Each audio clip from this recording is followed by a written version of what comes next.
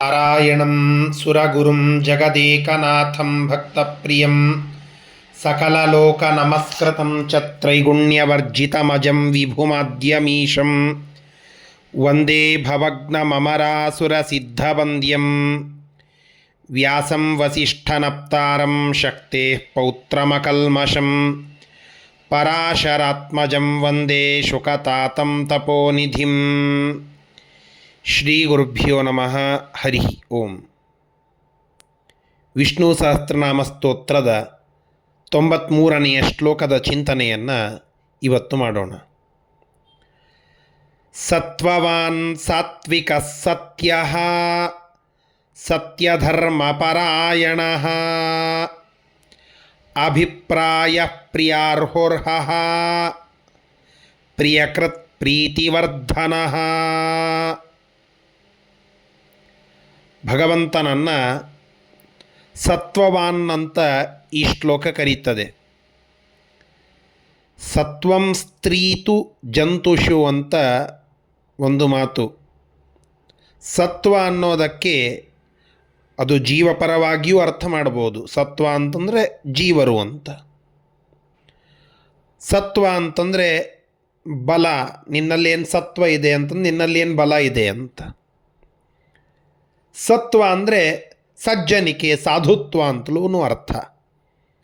ಹೀಗೆ ಸತ್ವ ಅನ್ನುವ ಶಬ್ದಕ್ಕೆ 3 ಪರಿಯಾದ ಅರ್ಥವನ್ನು, ಜೀವ, ಬಲ, ಸಾಧುತ್ವ ಅಂತ 3 ತರಹದ ಅರ್ಥವನ್ನು ಮಾಡಲಿಕ್ಕೆ ಬರುತ್ತದೆ. ಇಂತಹ ಸತ್ವವನ್ನು ಉಳ್ಳವನು ಸತ್ವವಾನ್.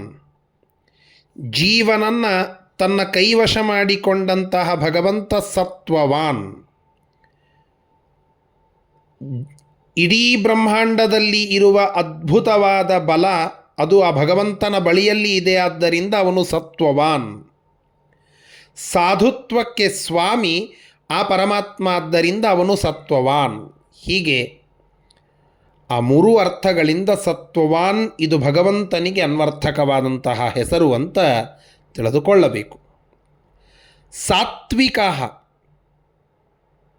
ಭಗವಂತನನ್ನು ಸಾತ್ವಿಕ ಅಂತ ಕರೀತಾರೆ.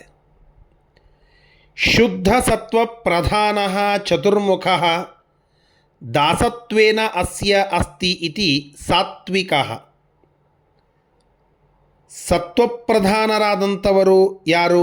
ಚತುರ್ಮುಖ ಬ್ರಹ್ಮದೇವರು. ಶುದ್ಧವಾದ ಸತ್ವಗುಣ ಪ್ರಧಾನರು ಅವರು ಚತುರ್ಮುಖ ಬ್ರಹ್ಮದೇವರು. ಅಂತಹ ಸತ್ವಗುಣ ಪ್ರಧಾನವಾಗಿ ಇರುವಂತಹ ಚತುರ್ಮುಖ ಬ್ರಹ್ಮದೇವರನ್ನೇ ತಮ್ಮ ದಾಸರನ್ನಾಗಿ ಮಾಡಿಕೊಂಡಂತಹ ಆ ಭಗವಂತ ಅವರೆಲ್ಲರನ್ನ ತನ್ನ ಅಧೀನದಲ್ಲಿ ಇಟ್ಟುಕೊಂಡಿದ್ದಾನೆ. ಆದ್ದರಿಂದ ಸಾತ್ವಿಕ ಅಂತ ಪರಮಾತ್ಮನಿಗೆ ಕರೆಯುವುದುಂಟು. ಸತ್ಯ, ಸತ್ಯ ಸ್ವತಂತ್ರ ಅಂತ ಮಾತು. ಸತ್ಯ ಅಂದರೆ ಸ್ವತಂತ್ರ ಅಂತ.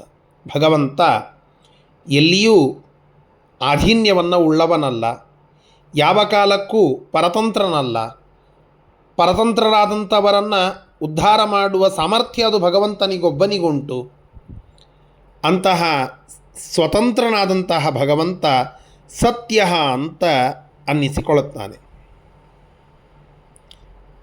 ನಿತ್ಯ ಸಾಧುಗುಣವ್ಯಾಪ್ತಿ ಯಂತ್ರ ರೂಪತ್ವತಃ ಸತ್ಯಂ ಅಂತ ಸತ್ಯಸಂಧತೀರ್ಥ ಶ್ರೀಪಾದಂಗಳವರು ಇನ್ನೊಂದು ಅರ್ಥವನ್ನು ತಿಳಿಸ್ತಾ ಇದ್ದಾರೆ. ಸಕಲ ನಿತ್ಯವಾಗಿ ಎಲ್ಲ ಸಾಧುಗುಣಗಳ ವ್ಯಾಪ್ತಿಯನ್ನು ನಿಯಮನ ಮಾಡುವ ನಿಯಂತ್ರಣ ಮಾಡುವಂತಹ ರೂಪ ಆ ಸಾಧುಗುಣ ರೂಪ ಅದು ಭಗವಂತನದ್ದು. ಆದ್ದರಿಂದ ಅವನನ್ನು ಸತ್ಯ ಅಂತ ಕರೀತಾರೆ. ಸತ್ಯ ಧರ್ಮ ಪರಾಯಣ, ಸಜ್ಜನರಿಗೆ ಹಿತ ಮಾಡುವಂತಹ ಸತ್ಯವನ್ನು, ಸಜ್ಜನರು ಧಾರಣ ಮಾಡಿದಂತಹ ಧರ್ಮವನ್ನು, ಅವೆಲ್ಲವುಗಳಿಗೆ ಪರಾಯಣ ಅಂದರೆ ಮುಖ್ಯ ಆಶ್ರಯನಾಗಿರುವಂತಹ ಸತ್ಯ ಮತ್ತು ಧರ್ಮ ಇವುಗಳಿಗೆ ಮುಖ್ಯ ಆಶ್ರಯ. ಸತ್ಯ ಎಲ್ಲಿದೆ ಅದರ ಹುಟ್ಟು, ಅದರ ಆಶ್ರಯ. ಧರ್ಮ ಎಲ್ಲಿದೆ ಅದರ ಹುಟ್ಟು, ಅದರ ಆಶ್ರಯ ಯಾವುದು ಅಂತ ಕೇಳಿದರೆ ಭಗವಂತ. ಹೀಗಾಗಿ ಅವನು ಸತ್ಯಧರ್ಮನಷ್ಟೇ ಅಲ್ಲ, ಸತ್ಯಧರ್ಮ ಪರಾಯಣನೂ ಹೌದು. ಸತ್ಯ ವಿಷಯದಲ್ಲಿ ಧರ್ಮದಲ್ಲಿ ಮನಸ್ಸನ್ನು ಇಟ್ಟಂಥವರು ಸತ್ಯಧರ್ಮರು. ಸತ್ಯಧರ್ಮ ರತರಾದಂತಹ ರಾಘವೇಂದ್ರ ತೀರ್ಥ ಗುರುಸಾರ್ವಭೌಮರ ಬಗ್ಗೆ ನಾವು ಕೇಳುತ್ತೇವಲ್ಲ, ಪೂಜ್ಯಾಯ ರಾಘವೇಂದ್ರಾಯ ಸತ್ಯಧರ್ಮ ರತಾಯ ಚ. ಅವರು ಸತ್ಯ ಭಗವಂತನ ವಿಚಾರಗಳಲ್ಲಿ, ಸತ್ಯತ್ವದ ವಿಷಯದಲ್ಲಿ ಬುದ್ಧಿಯನ್ನು ಉಳ್ಳವರು,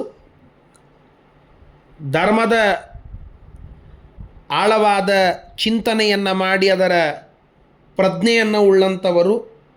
ಹೀಗಾಗಿ ಸತ್ಯ ವಿಷಯದಲ್ಲಿ ಧರ್ಮದಲ್ಲಿ ರತರಾದಂತಹ ಸತ್ಯಧರ್ಮರತರೇ ಸತ್ಯಧರ್ಮಾ ತೇಷಾಂ ಪರಾಯಣಂ. ಅಂತಹ ಸತ್ಯಧರ್ಮರಾದಂತಹ ರಾಘವೇಂದ್ರ ತೀರ್ಥ ಗುರುಸಾರ್ವಭೌಮರನ್ನು ಮೊದಲು ಮಾಡಿಕೊಂಡು ಇರುವ ಸಕಲ ಗುರುಸಾರ್ವಭೌಮರು, ಸಜ್ಜನರು, ಸಾಧುಗಳು, ಇವರೆಲ್ಲರಿಗೆ ಮುಖ್ಯವಾದ ಆಶ್ರಯ, ಆಸರೆ ಅದು ನಮ್ಮ ಪರಮಾತ್ಮ. ಆದ್ದರಿಂದ ಭಗವಂತನನ್ನು ಸತ್ಯಧರ್ಮ ಪರಾಯಣ ಅಂತ ಕರೀತಾರೆ.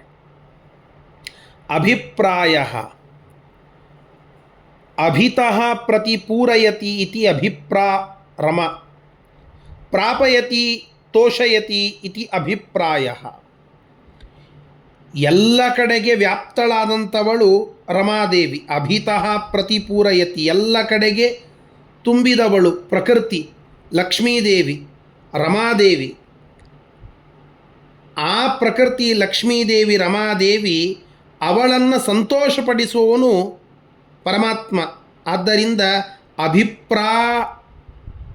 ರಮಾದೇವಿಯನ್ನು ಪ್ರಾಪಯತಿ ತೋಷಯತಿ ಇತಿ ಅಭಿಪ್ರಾಯ, ಅದು ಭಗವಂತ ಅಂತ.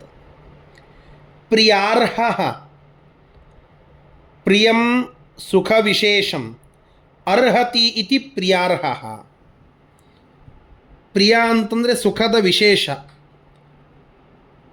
ಆ ಸುಖ ವಿಶೇಷವನ್ನು ಹುಟ್ಟಿಸಿದವನು, ಅದಕ್ಕೆ ಮುಖ್ಯ ಅರ್ಹನಾದಂಥವನು ಪ್ರಿಯಾರ್ಹ, ಅದು ಭಗವಂತ ಅಂತ ತಿಳಿಸ್ತಾ ಇದ್ದಾರೆ. ಇನ್ನೊಂದು ಅರ್ಹ ಅಂತಂದ್ರಿಕ್ಕೆ ಪೂಜ್ಯ ಅಂತ ಅರ್ಥ.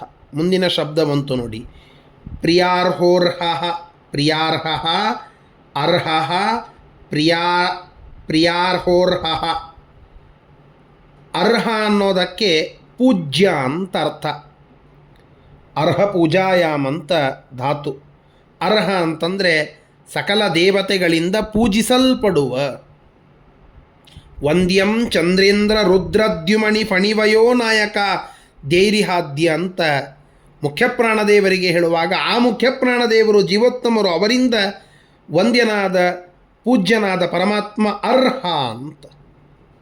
ಸಕಲ 33 ಕೋಟಿ ದೇವತೆಗಳಿಂದ ಪೂಜ್ಯನಾದಂತಹ ಭಗವಂತ ಅರ್ಹ ಅಂತ ಅನ್ನಿಸಿಕೊಳ್ಳುತ್ತಾನೆ. ಪ್ರಿಯಕೃತ್, ಪ್ರಿಯ ಅಂತಂದರೆ ಸುಖದ ವಿಶೇಷ ಭಾಗ, ಅದನ್ನು ಮಾಡುತ್ತಾನೆ. ತನ್ನ ಭಕ್ತರ ಮನಸ್ಸಿನಲ್ಲಿ ಅವರು ಮಾಡುವ ಸಕಲ ಸತ್ಕಾರ್ಯಗಳನ್ನು ನೋಡಿ ಸಂತೋಷದಿಂದ ಅವರ ಪಾಲಿಗೆ ಸುಖ ವಿಶೇಷವನ್ನು ತಂದು ಕೊಡ್ತಾನೆ. ಆದ್ದರಿಂದ ಪ್ರಿಯಕೃತ್. ಪ್ರೀತಿವರ್ಧನ, ಭಕ್ತರಲ್ಲಿ ತನ್ನ ಕುರಿತಾದ ಭಕ್ತಿಯನ್ನು ವರ್ಧನ ಮಾಡುತ್ತಾನೆ. ಪ್ರೀತಿ ಅಂದರೆ ಭಕ್ತಿ ಅಂತ ಅರ್ಥ. ಭಗವಂತನಲ್ಲಿ ವಿಶಿಷ್ಟವಾದ ಭಕ್ತಿ ನಮಗೆ ವರ್ಧನ ಆಗಬೇಕು ಅಂದರೂ ನಾವು ಮೊರೆ ಹೋಗಬೇಕಾದದ್ದು ಭಗವಂತನನ್ನೇ. ಪ್ರೀತಿಯಿಂದ ಭಕ್ತರನ್ನು ವರ್ಧನ ಮಾಡುತ್ತಾನೆ. ಆದ್ದರಿಂದಲೂ ಕೂಡ ಪ್ರೀತಿ ವರ್ಧನ. ಪ್ರಿಯಕೃತ, ನಮಗೆ ಪ್ರಿಯವಾದದ್ದನ್ನು ಮಾಡುವವನು, ನಮ್ಮಲ್ಲಿ ಪ್ರೀತಿಯನ್ನು, ಸೌಹಾರ್ದತೆಯನ್ನು, ಭಕ್ತರಲ್ಲಿ ಭಕ್ತಿಯನ್ನು ವರ್ಧನ ಮಾಡುವವನು, ಪ್ರೀತಿಯಿಂದ ಭಕ್ತರನ್ನು ಪಾಲನ ಪೋಷಣ ಮಾಡುವವನು. ಆದ್ದರಿಂದ ಪ್ರೀತಿವರ್ಧನ, ಇದು ಭಗವಂತ. ಇಂತಹ ಈ ಎಲ್ಲ ಹೆಸರುಗಳಿಂದ ಸ್ತುತ್ಯ ನಮ್ಮ ಪರಮಾತ್ಮ ಸ್ವಾಮಿ ಪರಮಾತ್ಮ ನಾರಾಯಣ.